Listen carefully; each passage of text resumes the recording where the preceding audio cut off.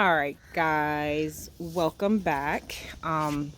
So I have been in the mood to get back to vermicomposting, which is composting with compost worms, primarily the red wigglers. So I have a bin that I started out on my deck probably a couple years ago when I first started playing around with composting. And still been sitting there like a week. I occasionally will throw the food scraps in there and just let it do its thing. So I am going to assess, because I think the last time we put anything in there was probably a couple weeks ago, and it's literally composted all the way down.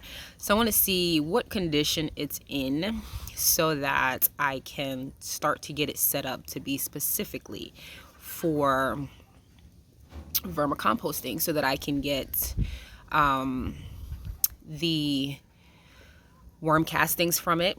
And because, as I don't know if anybody has heard, worm casting is pretty much black gold, and I am trying to maximize free fertilizer versus buying a lot of store-bought fertilizer or commercially grown fertilizer. Trying to figure out how to be a little bit more hands-on, different kinds of ways. So if you've been following along on the journey, you do know that I make my own compost tea with the weed scraps from the garden. I also do the typical composting using pallets, stack a lot of that. So I'm also trying to reduce the carbon footprint as well, while also being able to keep everything self-sustained and keep everything on site, and be able to harvest my own compost for my plants, for my trees, fruits and veggies and all that good stuff. And then I'm also utilizing, which I'll show in due time, oh, these lovely Japanese beetles, they make a lot of noise. Chicken composting as well in the chicken run. So, but for the sake of today, I am going to assess where the compost bin is right now, and then we're going to start tweaking it to make it suitable for worms. All right, so here's the bin, and I put it on one of my tables, and not the correct cover, but whatever. So it does have some fly activity, which can be remediated. I've got holes drilled all alongside of it, which is a good thing slash not so great thing, because sometimes the worms do like to fly out, but we could work around that. Not fly out, but they like to crawl out if the various temperature, if it gets too wet or whatever, they do try to escape. So I'm gonna let this air out here, but you can see it is lovely black stuff. Lovely. I don't know if I can get a little bit more light. Nope, not there. Anyway, there we, I don't know if we can see. There we go. Lovely black gold. And that's just throwing food scraps in there. That's not even with a bunch of worm activity, any worm activity. It's just really just fly activity, and it naturally breaking down and in its own juices. We've got eggs galore, which I'm going to break down even more. But what I'm going to do to absorb a lot of this moisture, and you see there's lovely worms or buggies down there as well. So that's what's been doing a lot of the breaking down. So I'm going to add bedding in this, let the bedding absorb a lot of that. And a good portion of the bedding is recycled paper. I've got a shredder. I've got a lot of paper that needs to be shredded, and in here it goes. So that's going to be the start, and then I'm going to get it filled up probably to about here, and then let it do its thing. So I get this set up, get the environment conducive for them, and then either order them from online or get them from the bait store. Just depends on how patient I want to be. So we're going to start with getting the shredded paper in here, and then go from there. All right, so I have emptied all the paper that was in the shredder in here, and I've mixed it really good. So I got all that wetness. It's nice and moist because you can actually see that liquid squeezing out. You see that? Still nice and moist. And I'm probably going to put another layer. So I'm going to shred some more paper. Put another layer on here to get it a little less wet. Just want it almost, I mean, it is a good consistency right now. But I am going to put a little bit more paper in here. And just that little bit of carbon has literally stopped the stench in this container, in this bin, which is awesome. So I'm going to shred some more paper a little bit later today because I got to get started with work. And I am going to add more on top of that. And then I'm going to lay a flat piece of cardboard on here, keep the moisture in versus allowing it to escape out. And because I have holes on the bottom and on the top for aeration purposes, I am going to get a container just a slight bit larger than this, elevate it on maybe some cinder block. So any liquid that drains out from the bottom will drain out in the container and you don't waste any of that good stuff. I have a way of making compost tea. You can use that. There's ways to take the liquid from here and turn it into a really good liquid fertilizer. It just requires a little bit of aeration, a little bit of molasses to get it anaerobic versus aerobic. And that would be what would be considered liquid gold. So a couple more steps. In the meantime, you can see a little bit of the how-to. So if you didn't have anything already in here, what you can do, you can get shredded paper. You could get shredded newspaper. You could get any leaves from the garden, dry leaves. You need a dry brown carbon source, grass, whatever. A little bit of life.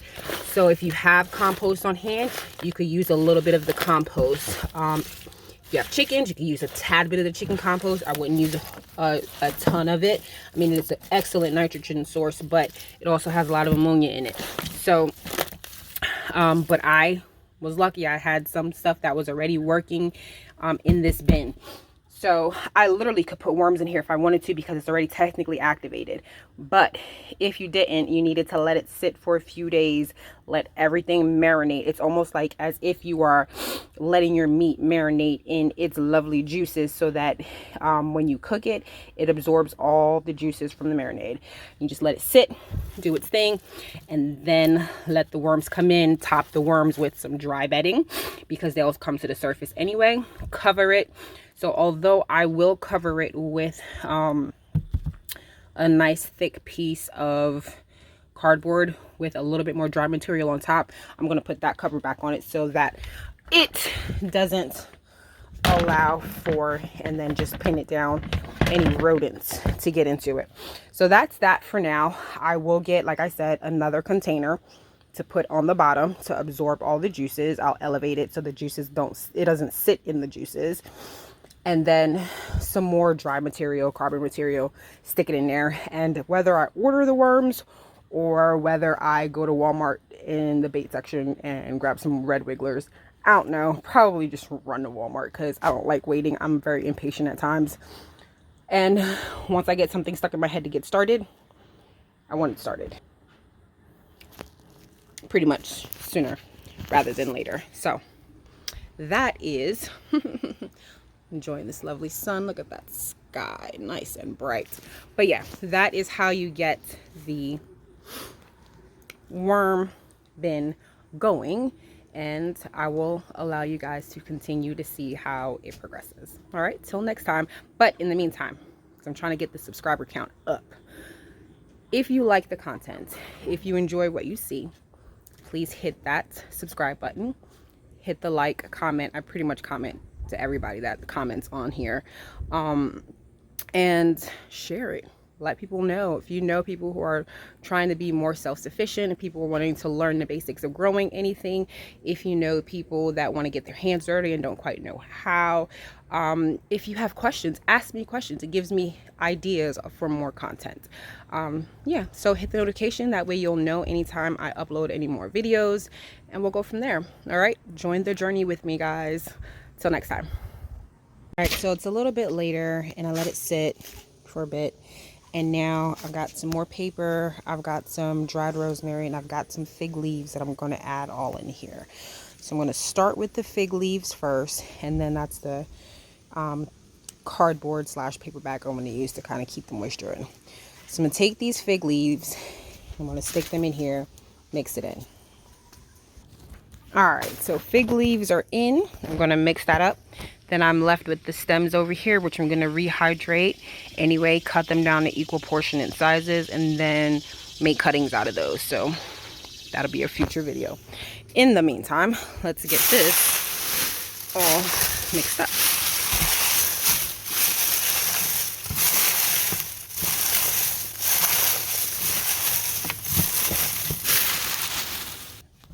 All right, so I'm getting it nice and worked in. There's a corner in the cob in here, which will probably take forever and a day to break down, which is fine. Get those leaves mixed in nicely.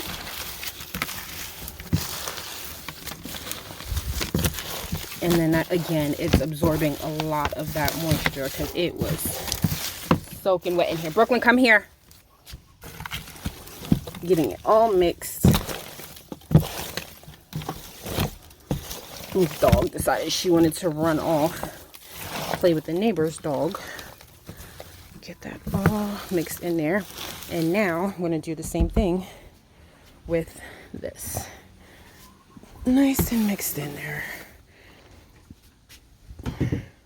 Come here, Brooklyn.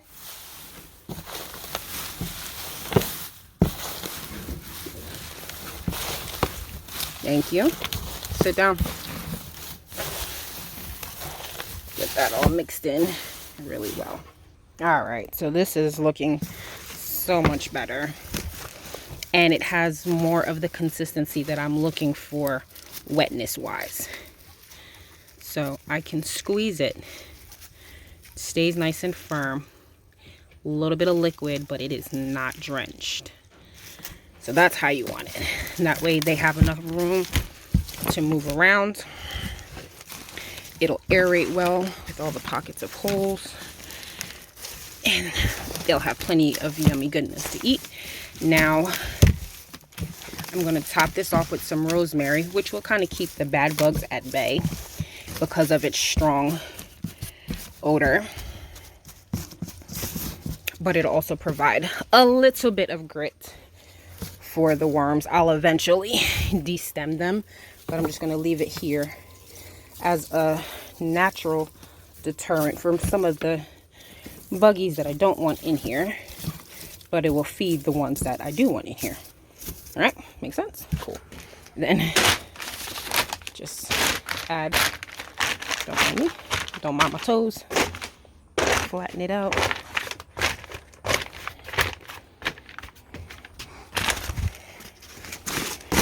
And lay it like so. Keeps the moisture towards the bottom from draining out.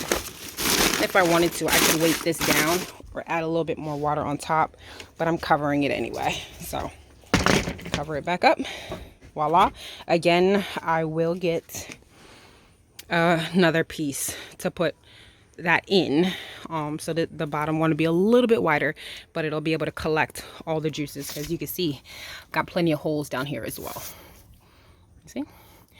And up top to allow it to aerate. So, but yeah. Oop, fingers all in the way. Thanks again for watching. I gave my spiel earlier. Hit that subscribe, that like, that share, notification button. Thank you. Till next time.